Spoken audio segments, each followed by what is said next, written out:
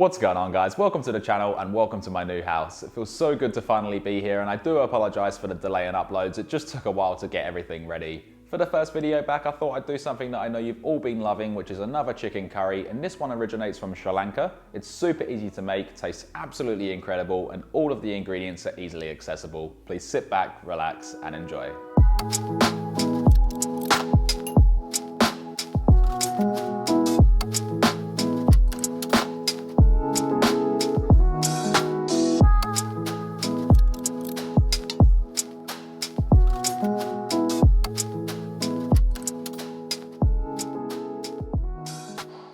Alright guys, first things first, place a large pan onto your stovetop, whack it onto a high heat, and to this, add in 2 tablespoons or 12.5 grams of coriander seeds, 1 tablespoon or 7 grams of cumin seeds, 1 teaspoon or 3 grams of fennel seeds, and last but not least, 1/4 of a teaspoon or 1.5 grams of fenugreek seeds. With this now, give it a good mix around regularly to toast and enhance the flavour of the seeds, doing so for 1.5 minutes or so, just until cracking and golden brown. For a quick breakdown, the coriander is earthy, sweet and floral, the cumin is warm, peppery and earthy, the fennel is sweet, floral and herbaceous, and the fenugreek is a little sweet, nutty and bitter, also very fragrant, and this medley of spices combined create fantastic flavour. Once that's done, this can then be removed from the stovetop and left to cool down for 10 minutes. In the meantime, get yourself 1 large brown or yellow onion, slicing off both the tip and the root, slice it straight in half through the centre to then peel off the skin, and without me even saying it, just take a look at the apron. With this now, we can slice across the onion in the half moon position to create nice thin slices, and when you get to the end, lay it down flat and continue slicing to make it more stable and safer to work with. Here is 30 grams or 1.06 ounces of fresh ginger, to which we need to peel, and the best way to do so is with a spoon to avoid wastage, rather than using a knife or a peeler that simply removes too much flesh. Next, get yourself 3 large cloves of freshly peeled garlic and run both the garlic and peeled ginger along a fine microplane or grater to create a paste, also known as minced, and make sure to get all of both out of there to avoid wastage, and these two can then be mixed together. For an optional ingredient, here is 1 large long red chilli. Slice off the stem, placing it into compost, then come through on a slight angle to thinly slice this into oval or diamond shaped pieces. Like I said, it is optional and it's only used as a garnish, so no stress if you don't want to feel the heat. Last but not least, we're going to need 1 kilo or 2.2 pounds of boneless and skinless chicken thigh, and with this, slap it down on your chopping board, and depending on the thickness of your thighs, and that's thick with 3 C's, slice them into 4 even sized pieces, leaving us with all of this, giving it a good pat for good luck.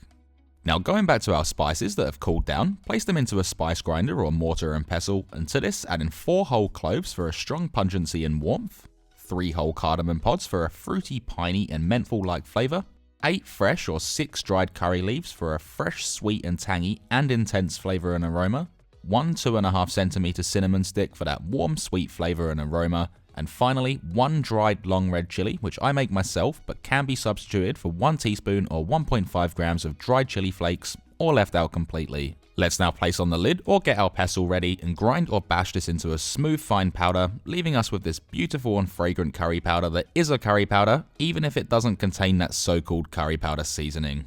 To get this cooking, place a large rimmed pan or pot onto your stovetop over a high heat, and once extremely hot, add in 2 tablespoons or 40 milliliters of sunflower oil or coconut oil, allowing it to start heavily shimmering. Then add in the diced chicken thigh, doing so in batches if your pot or pan isn't very big, and sear it for 3 minutes on either side to start browning it off, moving it around every so often.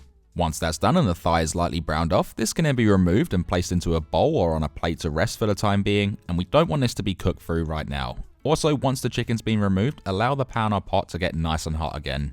Now the next process is to add in a thinly sliced onion, along with the garlic and ginger paste, and 1 teaspoon or 3 grams of ground turmeric for a nice colour and musky peppery flavour. Give this a good mix through, ensuring the garlic and ginger is broken up and the ground turmeric is coating everything, then saute this for 5 minutes to soften the onions, stirring it around every so often. After 5 minutes and the onions are soft, add in the toasted spice mixture, giving it a good mix through, and this will get quite dark, but you don't need to worry about that as it's supposed to happen, and the fond on the bottom will create amazing deep flavours. Once mixed through, pour in 800 grams, 1.7 pounds, or 2 tins of diced tomatoes, which is the main ingredient to our base, then mix this through really well, ensuring the spices have mixed through, and bring this to a boil whilst mixing it around regularly. Also at this stage, the moisture in the tomatoes will pull up those flavours on the bottom of the pan, which will only increase the overall flavour. Now that this is at a boil, heat it up with 1 teaspoon or 5 grams of sea salt flakes or season to your taste. Add the chicken back in along with any juices that it may be sitting in, then give this a really good mix through and allow it to start boiling again, and once achieved, place on the lid, turn the heat down to low and simmer for 15 minutes.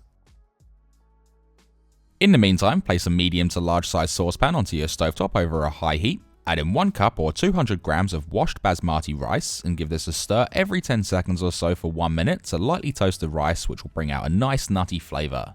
Next, pour in 1 3/4 cups or 430 milliliters of cold water, giving it a stir to break up any clumps that may have formed. Then for some optional additional flavour, add in 1 dried bay leaf for a herbal aroma, 2 cardamom pods for a fruity menthol-like flavour, and 1 star anise for a subtle aniseed flavour and aroma. Then bring this to a boil, and once boiling, reduce the heat to low, place on a lid, and steam for 14 minutes. Going back to the curry that's been simmering for 15 minutes, carefully remove the lid, being careful of the escaping steam, then give this a big mix through to make sure all the flavours are well mixed together, then leave this uncovered and simmer for another 15 minutes, which will really soften up the chicken. Our rice has now been steaming for 14 minutes, which means we can turn this off the heat, leave the lid on, and allow it to continue steaming for an additional 5 minutes. After the second 15-minute simmer on the curry, totaling 30 minutes, pour in 200 milliliters or 200 grams of coconut milk, giving it a good mix through, and cook for 3 more minutes to allow it to mellow and balance out the flavors, leaving us with a beautiful, creamy, full of flavor chicken curry, which can then be removed from the stovetop. We can now remove the lid from the rice, being careful of the steam, and remove the bay leaf, cardamom pods, and star anise as they've released their beautiful flavors and aromatics. Then give this a fluff up with a fork or a spatula, and also remove it from the stovetop. Now to serve this up, I like to place down my rice first into a large rimmed bowl, adding in as much or as little as you'd like. Spoon over that delicious creamy chicken curry, making sure to get lots of sauce on there to partner with the rice. Let's then garnish this with the thinly sliced chili, which we did earlier, and that is optional if you choose not to use it. Lay over some fresh coriander or cilantro, which is also optional, and of course, serve it with some crunchy bread, naan or roti, leaving us with this amazing chicken curry that not only looks incredible, but also the aroma coming from this is out of this world good. This then leaves us with only one thing left to do, and of course that is the best part, and that is we can then dig in. So there we have it. This recipe right here serves 2 to 4 people, and like most of my recipes, it can easily be doubled, tripled, and so on, or halved if you wanted to make less. And to store it, you can place it in the fridge in an airtight container for up to 4 days, or in the freezer in an airtight container for up to 5 months. To reheat it, you can place it back on the stove top over a medium-high heat, heat it up till it's nice and hot, ensuring that chicken's hot in the center, or you can place it in the microwave. Just do whatever's easiest for you. If you enjoyed this video, be sure to smash that like button, comment, share, do all of that stuff. It really does help my channel out, and consider subscribing along with hitting that bell notification next to it so you never miss when I upload. Thanks for watching, everyone. Stay safe and enjoy.